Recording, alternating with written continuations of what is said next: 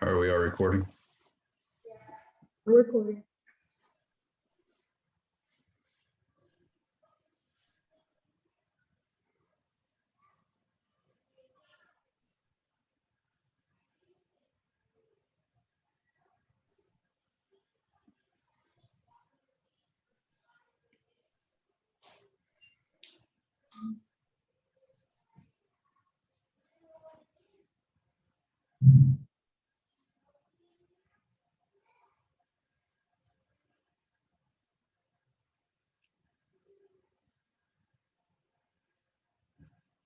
Make sure everybody gets to speak.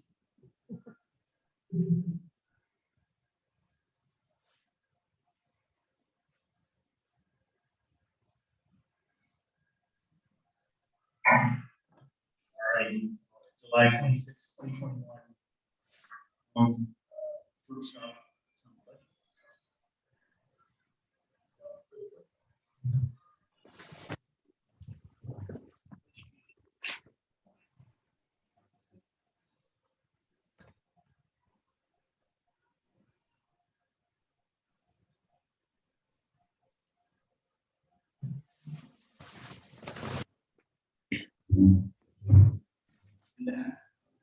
Discussion items. Item 2A is our F1 21-22 budget presentation. And I will that staff is presenting. Are you going to start?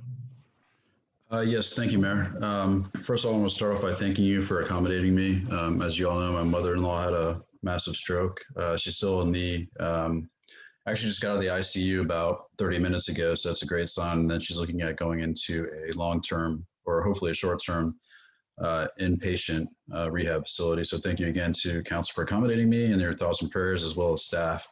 They've done a great job in my absence. We've been on the phone, email, text, so on and so forth. So it's been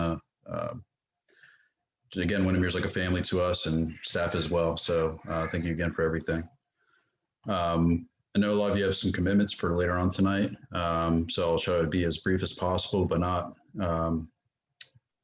just go over anything that, that doesn't take away the significance of what we're doing tonight, which is hopefully adopting a millage rate and then tentatively adopting a budget for the fiscal year of 21-22.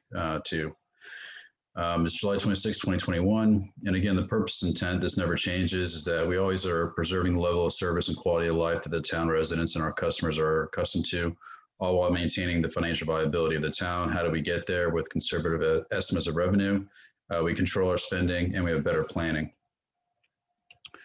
And you can see over the years, our millage rate has fluctuated a little bit. The reason that we went and increased it in 2018 was for those CIP items, the water, the multimodal path, fixing the sidewalks, and water utilities. So we made sure we committed to putting money away for each one of those items.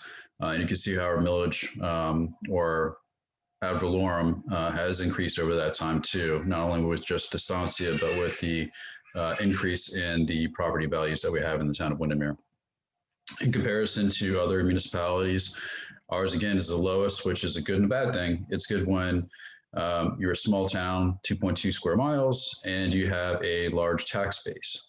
The bad thing is that when you go looking for money, they always say, well, what is your ad valorem rate? So don't go looking in my pockets unless you've checked your own first. But we haven't had a negative issue for that yet, especially with hopefully some of the appropriations that we're getting from the federal government. But again, staff is recommending that we maintain the 3.425, which is considered a tax increase, and I'll explain that when we get to it. But it's a little over the rollback rate, but we are still the lowest in Orange County. Again, with the Orange County property appraisers estimates, this fluctuated a little bit, but the last numbers that came in, we were assessed to have about $40 million more than we had last year. Again, that's mostly to estancia, to property values going up. And then with the new developments that we have on 6th Avenue, we do see that looking to increase a little bit for next fiscal year as well, because it doesn't hit the books until actually 2 years when we realize that tax value. But Again, we look at between 3 and 5% increases each year. You know, this year was a big year based on the housing market values. But again, we always plan for the worst and we make sure that the revenues that we are taking in, we control spending out. So we, again, take a look at what we spend before we look at how to capture additional revenues. So the millage rates that you can consider tonight would be maintaining the existing millage rate, which is the 3.7425 mils. And the way that you calculate how much you're going to get in property taxes is you divide that into 1,000. And then what you do is you multiply that by 95% and you come out to the $2.847 million. The current rollback rate, which means that you're taking in the exact same ad valorem taxes that you did last fiscal year, that's what the rollback rate would be, and that would be at 3.2 or 3.6231. So what you're technically doing tonight, if you go with the staff recommendation, is you're increasing taxes, but you're not increasing the millage rate. But the maximum that you're allowed to do, and this requires a 2/3 vote, would be the 4.162, and then you realize a increase in the ad valorem to $3.166 million. Again, when we do the estimates for, let's just say 21, 22, we take everything into account. COVID, sales tax numbers, DOR, Department of Revenue numbers. But the best predictor of the future is what you take in from the past. And when I first got to the Town of Windermere back in 2010, or actually 2011, what I did was I started a spreadsheet. Some town managers and some finance clerks, what they do is they just go ahead and do either a CPI increase or 5% across the board, but that's not really how it works. There'll be some anomalies that you catch that you want to make sure that you eliminate because it's going to throw your numbers off, and then you're going to be in a tough situation come April of next year and have to make cuts or have to eliminate, certain functions or services. And we never want to be in that position. So we're very conservative with what we do. Sometimes we go with the DOR numbers, sometimes we don't. Sometimes those DOR numbers are inflated, but we do believe they should be at or around what we predicted last year. We haven't really seen a decrease. And what's sad and, sometimes kind of funny or ironic is the fact that they really don't release those numbers until the end of July, when most of us are actually having our budgets completed or presented to our respective councils. But yeah, we use, again, what's happened in the past to predict the future. And then once we roll around in April, again, we kind of hold off on the big expenditures until that April timeframe, so we know we're in a good spot. Because we don't want to hit April and be in a situation where we're looking to have to find money, as opposed to just holding off on some of those projects. Meaning that if there is like the pavement management plan, that's $50,000, we can hold back on releasing that in April anyway. And there's some other small expenditures that we could just wait on until that time frame and then go ahead and release those, because again, we never know what's going to happen. We also what happened in 2020, and we don't want that to be repeated in 2022. So the estimates of revenue I put in the last 3 years. Again, we have the last 8 years if you want to go ahead and take a look at those. You can see our increase is for the 143 for ad valorem, utility tax, and the franchise fees that went up the last 2 years, and that's due to the new agreement that we negotiated with Duke Energy. With communication service taxes, we are seeing an increase in that. That gets to cable, internet, cell phones. We did see a huge drop in that, or a prospective drop in that over the last couple of years, but with bundling and everything, but it's starting to go back up. That is something that the state legislators are always looking to attack, and that is what's tied to your Main Street loan, which expires in 2024.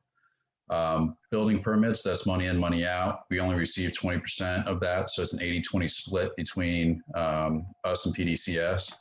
So again, that's not a huge risk when it comes to us collecting that money, because we only get that 20%, and that's based on when I talked to Wade Trim and to PDCS about what they plan on permitting and for zoning in the future. Code enforcement assessments, that's already set. That's not really a loss. It's just us recovering money that we had to spend to make sure that we were enforcing the code.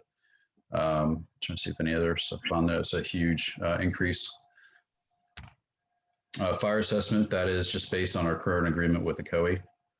It does increase by the CPI each and every year. Anything that is over and above what we are paying to a COE, we put into a reserve. That's a restricted reserve. So we're not having to send out letters each and every time that we have to increase the assessment. So we use that to offset whatever the increases are per year. And the same thing goes with solid waste. State grants, we are seeing that we are getting more grants each and every year. And I know that Chief applied for an additional grant for next fiscal year, which should help offset that 10,000 for our accreditation manager. And we'll discuss that when we get to the PD budget. DVC, you can see that we're still going to have them on hiatus for next fiscal year. And the other boards and committees are going to be seeing more money in their coffers because of the hiatus, because again, farmers market goes to tree board and food trucks go to historical preservation board.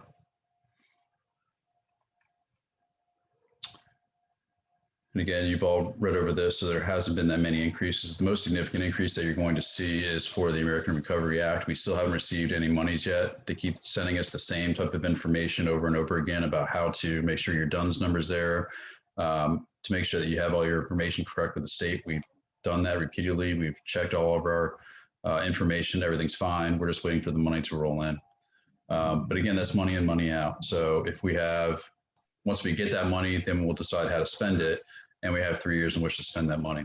But as I had here, revenues are offset by expenditures, just like with the wine and dine, whatever they don't spend goes into their restricted reserves.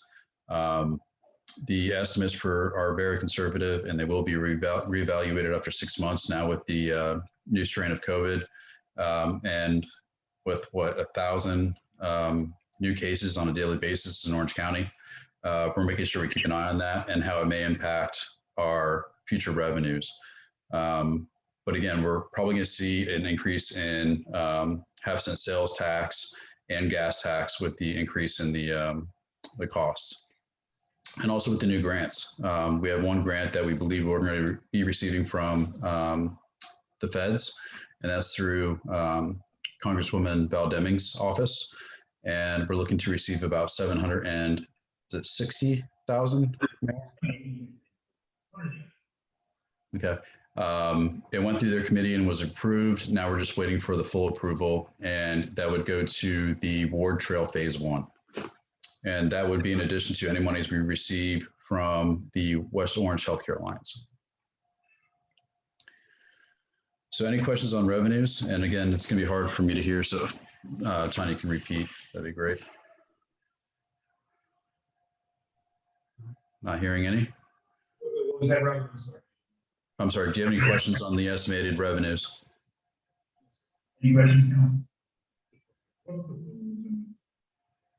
He's asking about the MST, mentioning that. Yes, what it is. The MSTU for? Willows. Okay, the Rodas MSTU, that is on there. I'm just wondering what it is, Robert. The Willows and MSTU. Yeah, if you're asking what the MSTUs are for, the MSTUs were created for, I believe, Sunset Bay. The Marina Bay MSTU is for the stormwater. So you'll see that revenue in the stormwater. And the Willows MSTU is for their lighting. So that was something we inherited from Orange County when we annexed them in. Did that answer your question? Yes. Okay. And I'm sorry, the MSTU is different than an MSBU. Orange County and Willows is an MSTU because you need the county to approve that. And MSBU is a municipal service boundary unit. So it's specific to that one little project, and that's something that the town can step in and pay for, just like the Sunset Bay repaving and the Marina Bay stormwater project. Thank you. You're welcome.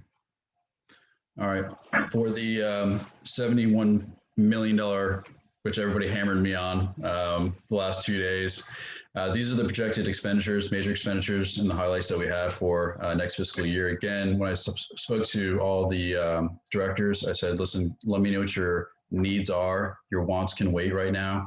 Once we get into new facilities, I think our needs and wants may change. In addition to that, we're going to recapture some funds, with the PW shed, with the temporary facilities rental, and in 2 years, we'll realize that savings from the Main Street loan. So we have a lot of money coming in the next couple of years. So I'm just telling them, be patient, just wait. Let's get into the new facilities. We'll start making our lists. But just let me know what we need to keep the fires burning, and then we can move forward into those fiscal years. And yes, Councilmember Sapp, I did put PD shed instead of PW shed. So that is my mistake. We did cover that in the last 2 fiscal years. When they did the study and they did the referendum, they had just the buildings and not the steel shed in the back. So that is something that we had to pay for out of pocket.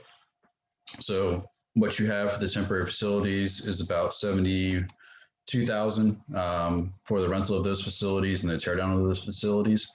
$327,000 for the new facilities loan. $207,000 for the public works shed. Again, you're going to recover that in 22-23. $25,000 goes into, again, this was a commitment from 2018-2019. They are looking at adding new playground equipment over at Windermere Recreation Center. We have to hold some public hearings, and we are looking for additional people to chip into that, but that may change, but that would come to you as a budget amendment. Remember, your budget is a living, breathing document throughout the year. Whenever we have to move money from one department to another, that has to go through you guys. Typically, we wait for that for the end of the fiscal year. So after the auditors come by, so we're not having to do it throughout the year so many times. But if there is a major change in the budget, either revenues or expenditures, we'll make sure that we let you know. Again, with the fiscal year 18-19 commitments, the 152 for the water master plan, which goes into actual construction now that master plan is completed. 130 for the multimodal plan, $100,000 for sidewalks and extensions. And then with the $400,000 that we put towards road improvements and repairs, that does include both paved and dirt roadways.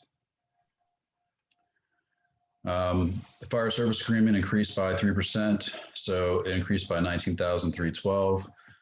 One of the changes that we're looking at is with HR. Right now, a lot of HR firms are going virtual. It is something that is going to be a lot more user-friendly for the town of Windermere. So we're still investigating that, and that could be a cost savings to the town and also more user-friendly for staff. If somebody that's working on a late shift or if somebody that's working on the weekend has a question as to our policies or procedures or any type of HR issue, they can go ahead and just start a chat with a online representative and get their questions answered right then and there. And then they have a clearinghouse of people that are familiar with all HR issues. So you're not just going to one person that may have to call 2 or 3 people to figure out your answer.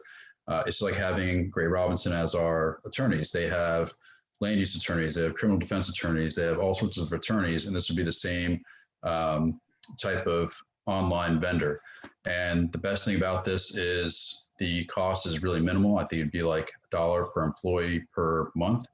And the balance of the services are for free, and they're provided to you by either Blue Cross Blue Shield or United, whoever we go with for our healthcare services.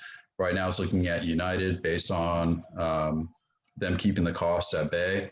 While if we go with BCBS, we're looking at about a 14% increase. And the problem with negotiating these healthcare benefits, they can't give you a real rate until you're like a month out. And with our pool, it's hard to get good rates because again, we have an aging pool and we've had a lot of issues over the past year. So we're not really marketable right now. So we're pretty much just amending kind of like, your max out of pocket per year, your co-pays, pretty much providing them with a good plan, but it's mostly going to be a plan that's just for, a catastrophe. So you know that after something bad happens, your max out of pocket is going to be maybe $4,000. And then you'd have to pay between 10 and 20% of your other insurance after that. So we make sure that, our employees have a good plan, but it's a plan that's also standard in not only governments, but also with private companies as well. So we don't want to provide something that's so crazy that, we just can't compare to everybody else and somebody would question that. So right now we're at or around $9,000 per employee. Again, with the pandemic, we had to hold back on some of the events. Those are coming back, and we'll have to talk about the farmers market or food truck night a little bit later. Just get your input on whether or not to postpone that just another month because of the latest numbers. But again, we look to recover about $280,000 in fiscal year 22-23, and then additional $216,000 in 24-25. So you can see that we're looking at a significant amount of money that we're going to be recovering. So we shouldn't be looking at any tax increases or millage increases because, again, we're small, our tax base is large, and we're recouping money as opposed to spending more money. And again, with the $745,000 that we have budgeted, that money's going to be offset through the expenditures. So with legislative budget, which is you guys, special events, we just increased that 4,000. Holiday hoopla, I think the total that they were asking for was 8,000. We included that. Again, that's an event that had to be postponed for last year, so we're pretty much moving that money from last year to this year. So the total for that's 8,000. That's the only change on that. So the total increase in your budget from 2021 to 21-22 is that 4,000 for special events.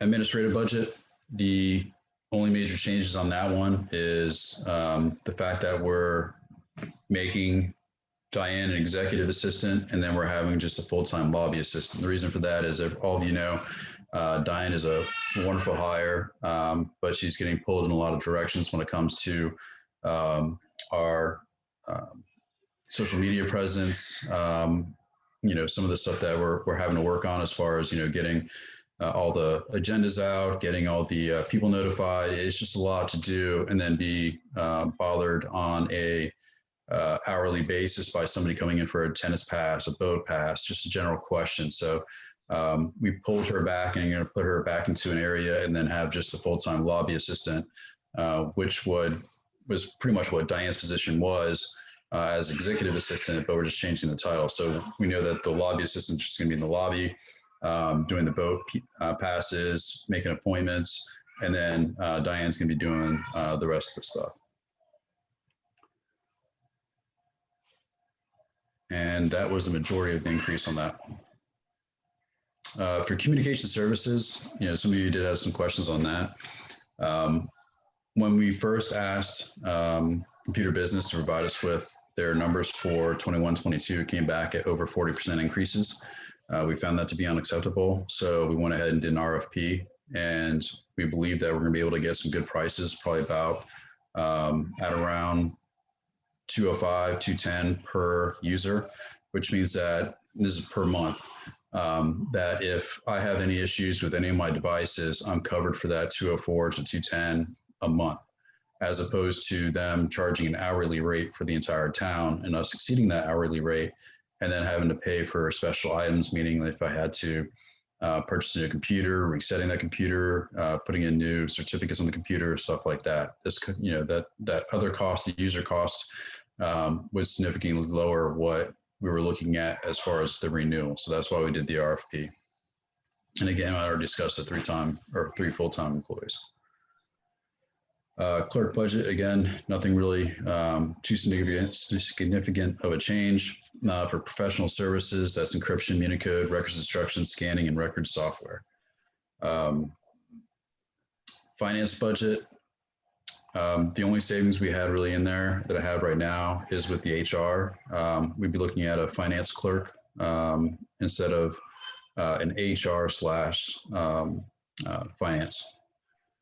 And then you have the fire restricted reserve, which is everything over that we would receive in the assessment, go into that restricted reserve, which is about $53,000, which is $8,000 more than last year. And again, that's eliminating us from having to send notices out and redoing an assessment. Utilities, we did increase a little bit because there's some overlap between the temporary facilities and the new facilities. General insurance went up slightly. Communications went down again with whatever we're going to move towards after the RFPs are received. And solid waste, again, that's money in, money out. With the increase in customer base and then the recycling increases, the total amount that they're looking above from what was last fiscal year is $40,000. But as I said before, 8,000 of that is for restricted reserves. And then if we go to the outsourcing of the HR department, that's going to save the town some money. Development services, this is Wade Trim and PDCS. Again, we're small. So with a typical small community, we farm out everything. So that's why we have Wade Trim doing our planning and zoning. And we have PDCS doing our building inspections. We kept the numbers at around the same as last year. And again, the 240 is 80% of the 300,000 that we look to recoup for next fiscal year. And then again, with we eliminated the professional services for planning and zoning. It's the same thing as the admin. So development pays for itself. Anything above and beyond that, like if we need to do an evaluation and appraisal report, or if we ask them to take a look at something, that's something that's on our dime, but everything else is covered by the deposits of the respective permittee. Public Works budget, the biggest increase on this one, it's not really the biggest increase, salaries. What we did was, I know the Public Works employees have been asking Scott for at least a slight bump over the last few years, not to my knowledge. Finally, Tanya, with the way she's running things now in that department, she did a salary study in comparison with other municipalities of similar size and also some of the surrounding jurisdictions. And what we found out is that our Public Works employees are underpaid. But as you can see here, still being underpaid, but still getting them to a position to where they are at as far as what they deserve to be paid at is not a huge hit to the budget. So I had no problem increasing their pay at that rate. I can tell you they're worth every penny. And if we're not providing any competitive rates as far as salaries or hourly rates, then they're just going to go somewhere else. And their institutional knowledge is something that we desperately need, because just training them alone, if they were to go somewhere else, would be a huge detriment to everybody. Professional services, repair and maintenance. Tanya's negotiated with a COE, and we really haven't been on a schedule when it comes to repair and maintenance. So she negotiated with them to do a routine maintenance on all of our vehicles. Comes at a cost, but hopefully that's going to create more longevity with our vehicles. Anything else on here? Again, subscriptions, using training. We just want to make sure that our guys are trained up. And then we have the American Recovery Act in there, and then also the Public Works new shed, which is not the PD shed that I had in a previous one. And you can see here that we have the 130,000 for the multimodal path that we put away each and every year. And with that 760, we're going to be, or the plus 700,000 that we get from the feds, we're definitely going to be able to do phase one, hopefully next fiscal year. And the 400 for the road CIP, which includes dirt roads, includes the pavement management plan, which is $50,000. So again, everything that we committed to in 2018, 2019, we have covered in this budget. Police department budget, salaries increased a little bit based on the salary study that was approved a few years ago, but we are going to see some fluctuations. We do have at least 2 of our officers retiring next fiscal year. One near the midpoint of the fiscal year and one towards the end of the fiscal year, but you will recover that 16,000 pretty easy. In addition to that, right now we have an opening, and it's going to take us some time to actually fill that opening. So we're going to realize some savings right now, and then probably hire somebody at an entry-level position for next fiscal year. I had a question about the communications, why it increased. With communications, it includes, again, IT. And if we were to implement the 204 to 210 per user, that goes up a little bit here. But the main reason that it's up is because of the increase in dispatch fees. As you know, we dispatch through Winter Garden. And with that agreement, Wacowie, Oakland, and us all pay for that. So with their costs and their prices going up, we have to offset that cost as well. So we just pay our fair share with that. And that was that $15,000 of communications. The fire service fee comes out of the police department's budget because it is for public safety. Repair and maintenance, we increased it a little bit because our cars are seem to be getting more wear and tear. Rental and leasing, we're adding an additional car to pretty much eliminate all the gray units. Capital improvement equipment, that's going to be tasers.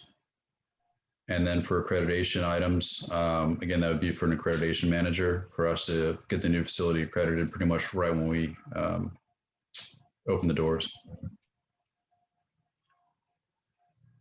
Sorry, any questions on any of the expenditures I've already discussed? I'm sorry, I'm going through this pretty fast. I know some of you have some time constraints.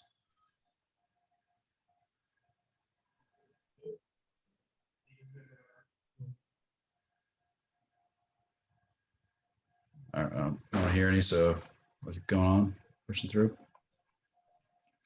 Code enforcement of budget, again, we always realize the savings in this because, again, everybody's coming into compliance once they receive a few letters. So we really haven't had a special magistrate meeting this entire year. And if there is an issue, again, it's usually resolved either internally through staff or they come into compliance right away. Boards and committees, whatever they bring in, they either spend that fiscal year or they go into a reserve for that particular committee. So it's money in, money out. So what you see in revenues is going to be shown in expenditures as well. So as you can see, our town reserves have increased, increase and decrease. They decreased in 2017, 2018. That was due to Irma. And then again in 2016, 2017, but that was when we used money to pay for the Park Avenue improvements. But since 2010, 2011, we've increased our reserves from 341 to $1.5 million. Now, your auditors want you to be over 20% for reserves in case there is a natural disaster or something else that comes up. We are over that 20%. And you can see that with the 1.5, it's 21%. And then if we were to take out and this was a little confusing that I had a discussion with another council member earlier, was that the 750 is an anomaly. So if you were to take that 750 out and then divide your current operating budget into the 1.5 million, you'd be at 23%. So you put that 750 back in, you're at 21%. So in all technicality, we are at 23% for our reserves. So that's a healthy reserve, and you can make a decision probably in April whether you want to buy down that debt that you have that's due in 2023, 2024, or just again keep your reserves healthy and start knocking out some of these big projects that we want to pay for. But we anticipate, again, always 100,000 going into your reserves, but I do believe that we're going to have a lot more going into our reserves for this fiscal year. Next thing is stormwater budget, which is completely separate from your general operating funds. Again, the only increases in there was for the staffing and a little bit for professional services, which is the vacuuming, the street sweeping, those items. We're going to make sure that they're done on a more frequent basis. But yeah, basically staying status quo from last fiscal year. We're going to focus on Bessie, which we have a workshop tomorrow night, Butler, First and Forest, and West 2nd Avenue, but those are all LMS projects. So again, it's money in, money out. And then for stormwater projects, the contingency and reserves will be used as matching funds for not only those projects that we just already named, but possibility for if any infrastructure deal is agreed upon by the feds, hopefully we can use that money to use as matching funds. So I'll take any questions, and these are the only action items that you'll be taking tonight. Motion to tentatively adopt the proposed millage rate of 3.7425. That creates your cap. You can go down from here if later on you think that we should go down. But if you make this motion tonight, you can't go any higher than that 3.7425. And then the other ones, as far as the revenues and expenditures, that could fluctuate depending upon your healthcare costs, so on and so forth. But just rest assured, we've never not balanced a budget based on your revenues and your expenditures. And then just setting up a time place for your budget hearings, which is going to be September 8th at 6 p.m. for a tentative budget hearing, and Monday, September 20th at 6 p.m. for your final budget hearing. So I would need an individual motion for each of those items. But with that said, I'll go ahead and answer any questions.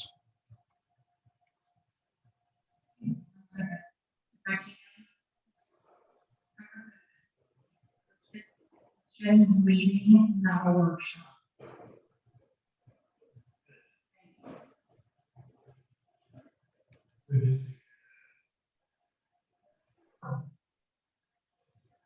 Well, what was that question? I'm sorry. Well, on the website,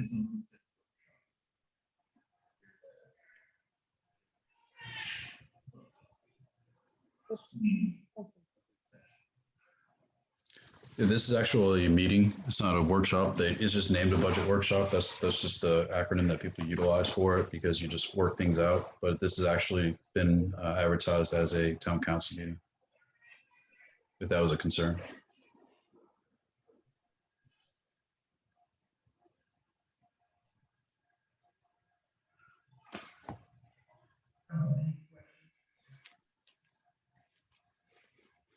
yeah.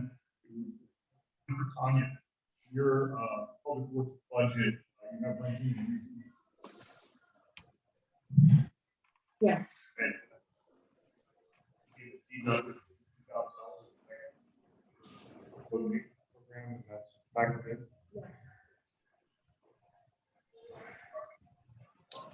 Tanya, if you can repeat the question for me, please.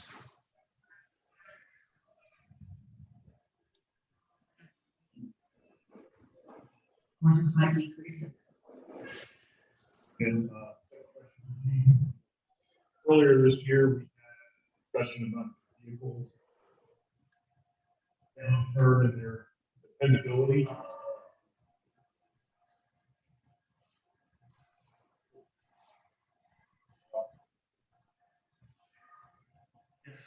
We get one vehicle on this.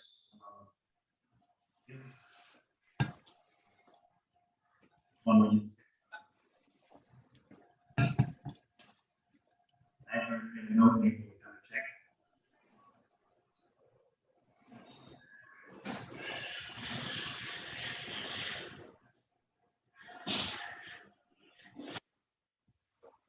Robert, Mr. Knapp was just asking the chief whether the vehicle funding was enough for him to get through for the year. He said yes. Yes. Chris Sapp has a follow-up to that, so stand by.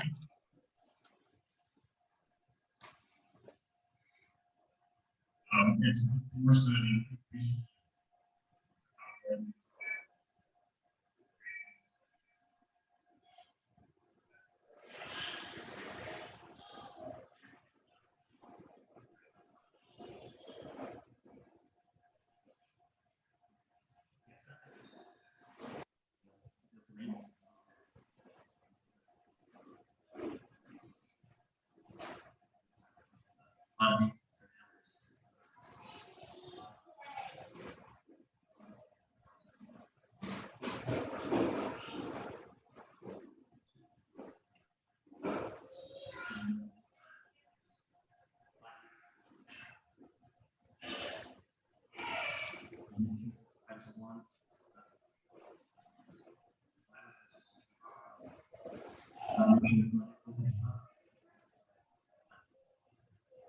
Maybe funds.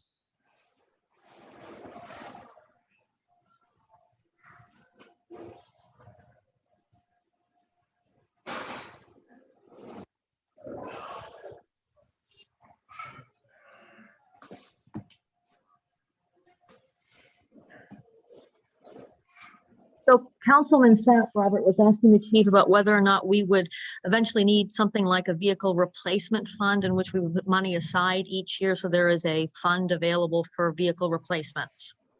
Okay. We have a 5-year plan for each of the cars, and then we'll be looking to adopt something similar to OCSO as far as either mileage or years. Is that what Chief said? Yes. Okay. Glad we're on the same page. The good thing about it,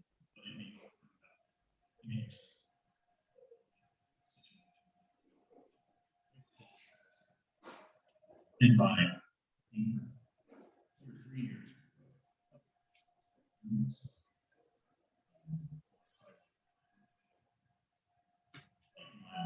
We found something.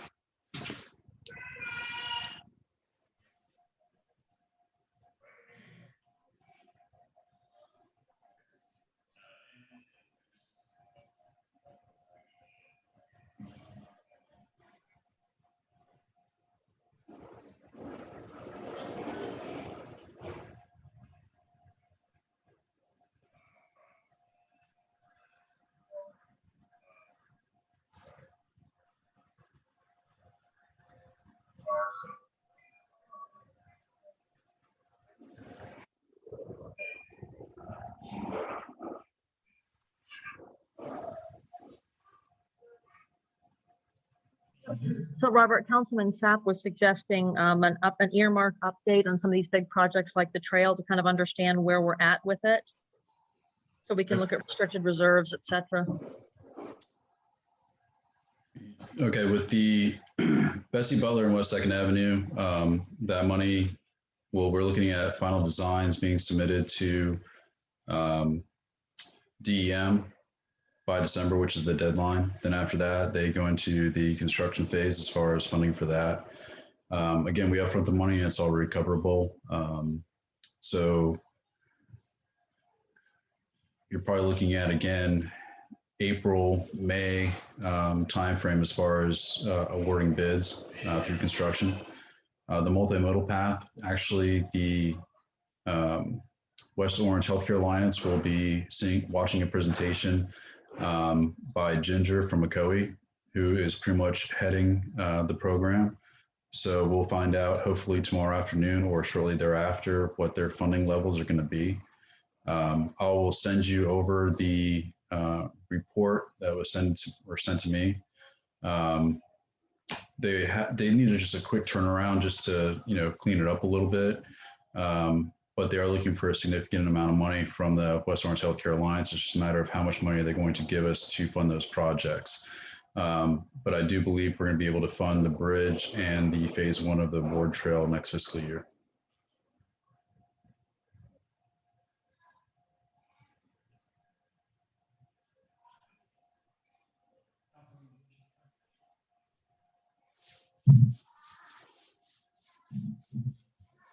Robert, is there another portion of the American Recovery Act that we will potentially be getting? Versus 750. Sorry, Tanya. Well, I lost you, Tanya. Sorry, can you hear me now? Yeah. Okay, Councilman Martini is asking if there'll be another phase of the American Recovery Act funding in addition to the 750,000. And when? Once you receive the first 750, then you'll receive the second payout 12 months after that. Then you have 3 years in which to spend it. And what we discussed when we talked about the American Recovery Act, you can do it for utilities like water, stormwater, and so on and so forth. So, again, we're just waiting for the check to clear for the first one, and then you receive the second check 12 months from that date. But as far as any future infrastructure deal, that's up to Washington, D.C. right now, and it's not looking good.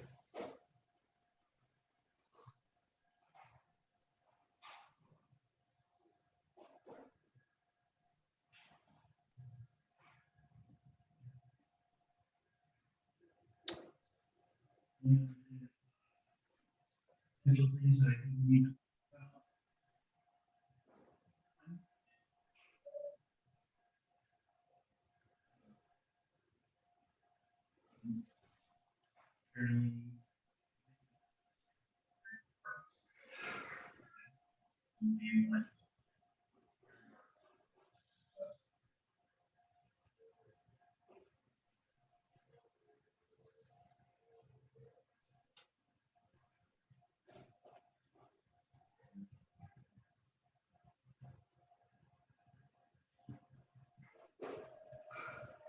Okay, Robert, that was the mayor. Can you hear me? Yeah, I can hear you. Okay. So he thinks we need to consider a lobbyist. Mhm. That one was short and sweet. Number two, he also thinks we need to think about the parks and maybe coming up with some kind of funding for them so they can make some changes, upgrades to the parks and tweaks that might be necessary. Those tweaks are specific.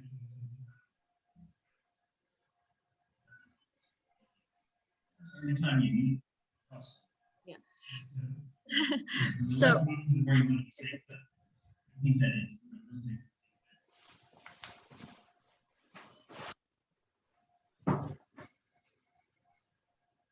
Yeah, I'm sorry. Go ahead. so he's referring specifically to the park conversations we're going to be having next week relative to Fernwood, Fifth Street, Lake Street, and Lake Down Park.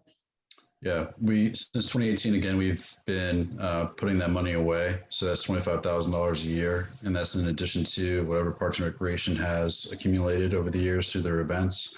So we'll have money to fund some of those improvements that you're talking about. We're not going to look at FERDAP grants for certain parks because of the condition that you have to make it a public park, meaning open.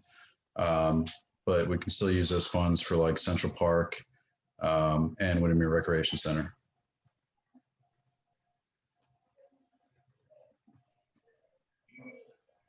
And as far as the lobbyists, again, that's something that we can consider once we have a project list that we're looking to lobby. Again, the water utility is something that we definitely want to lobby for.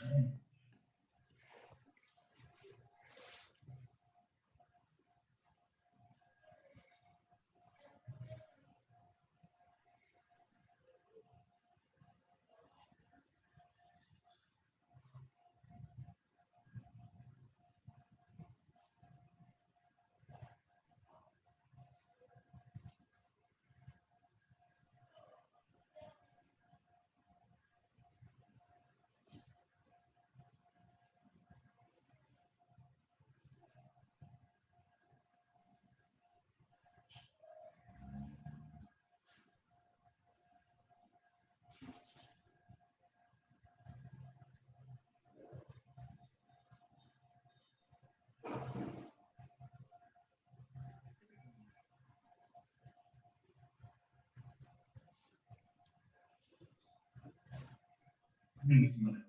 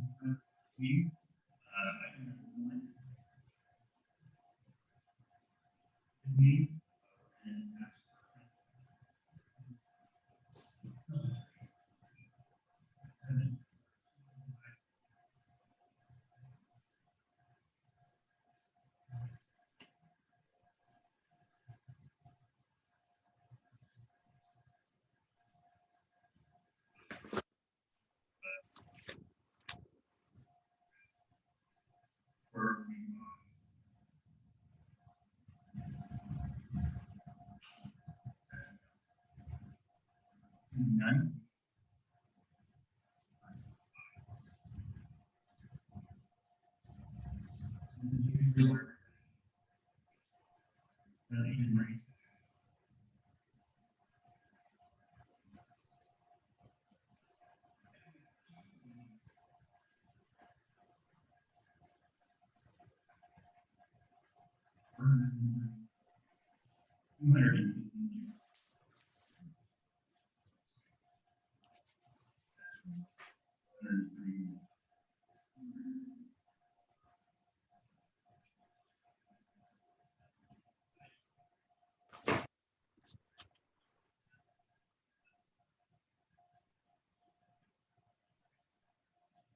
Any discussion?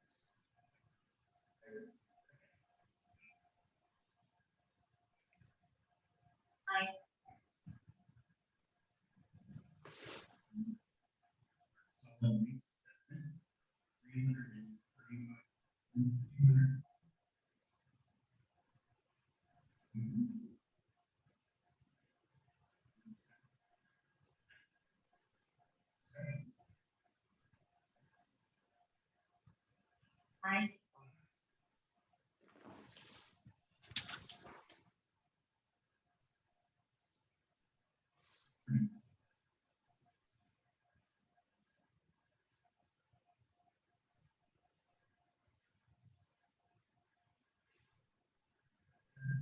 Second.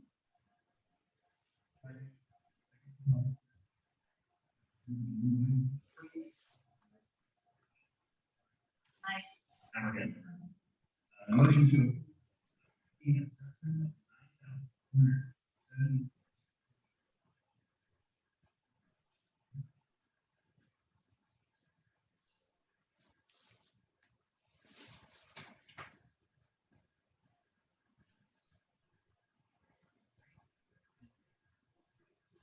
Aye.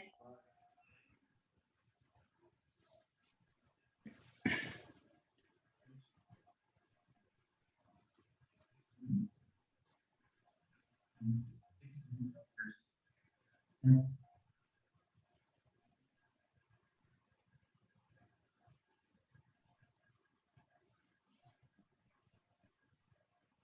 I'll second.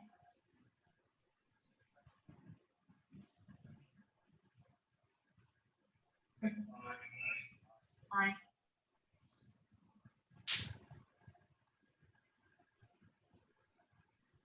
I'm just.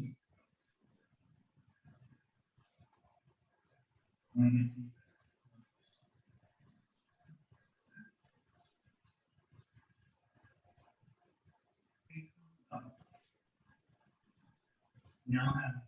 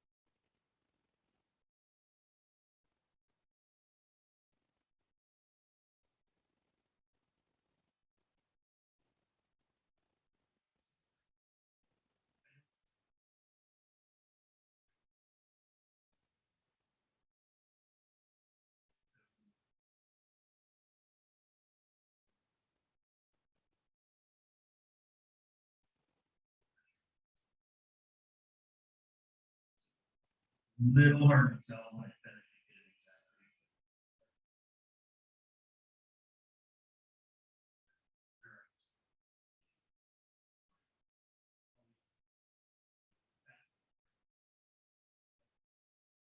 The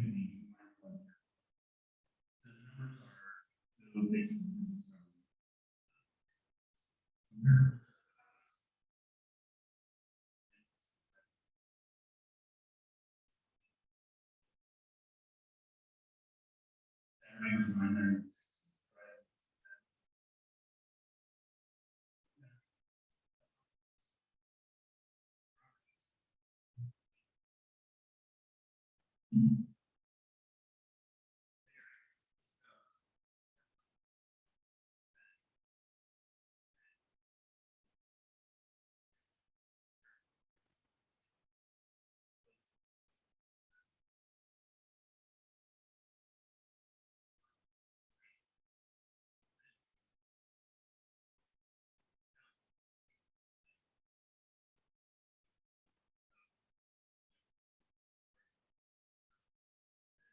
You know,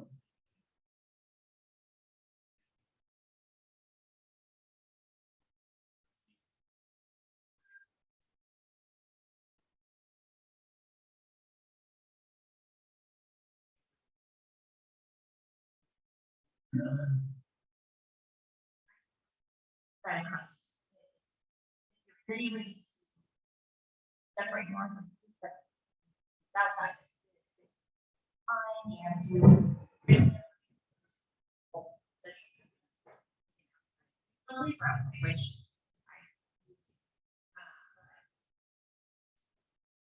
like even with the Delta variant, the Johnson.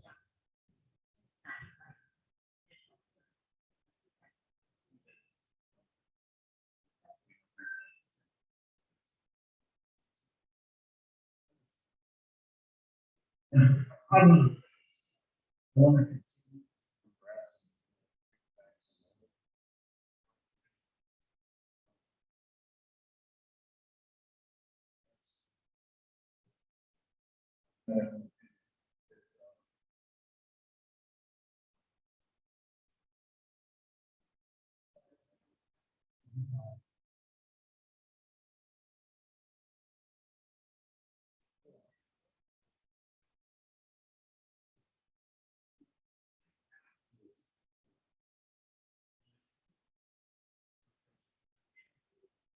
I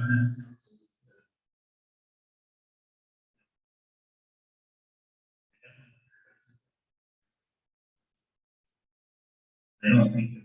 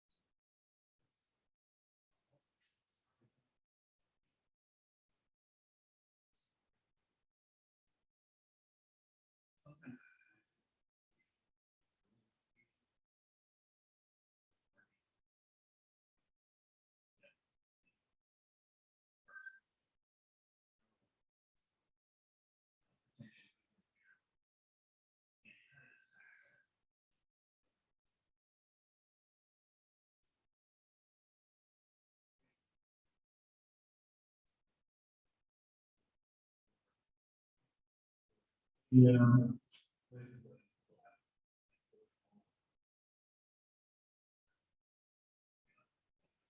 Yeah.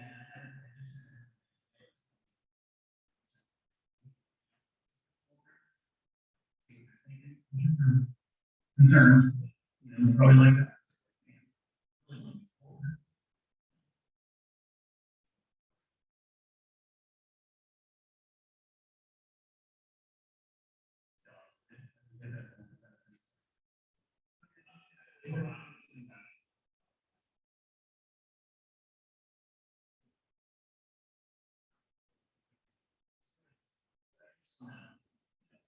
I don't want to have it in, it's I think area.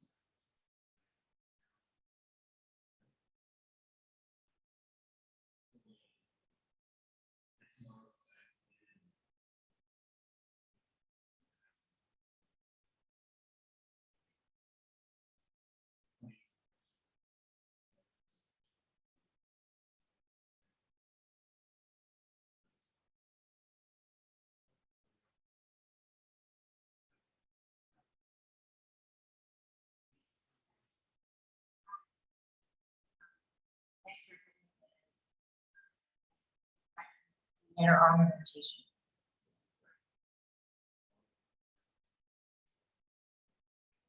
Robert, did we vendors for the August yet? Robert, they want to know if you've already scheduled the August food truck vendors.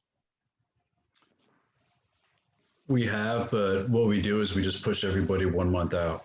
So whenever there's a postponement, we just move everything over 1 month, and it's again based on availability. So if we were to postpone, it would just be the same trucks in August would be in September, which would actually coincide with our national night out.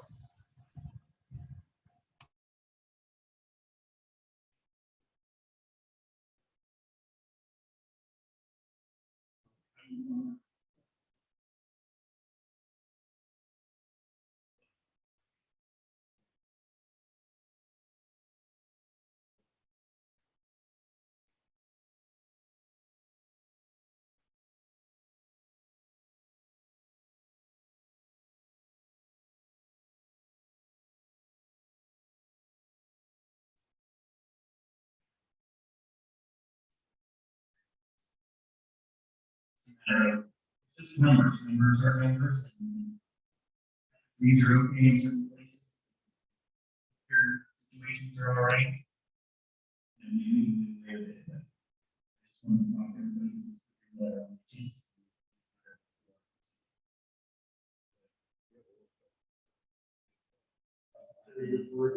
I just want to talk to everybody. I'd love to get some more demographics. Wait, here's our heartbeat.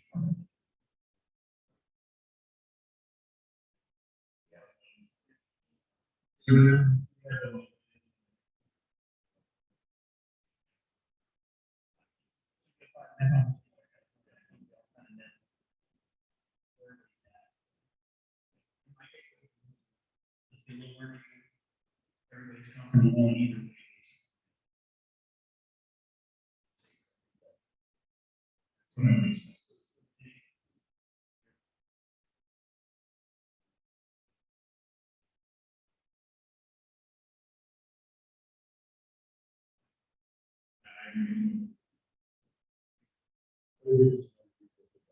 Yeah.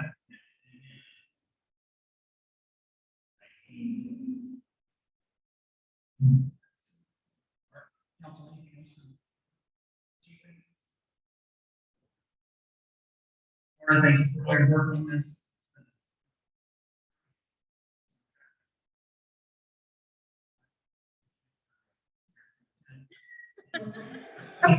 No.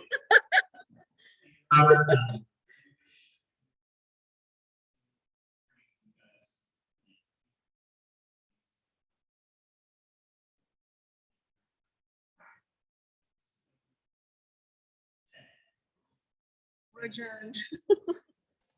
Oh, thank you all. I'll stop recording and then tell Mandy I have to learn sign language for the next meeting that I might have. Thank you all for accommodating me. This really means a lot to me. And again, my family, we really appreciate everything you guys have done. Thank you. We appreciate it.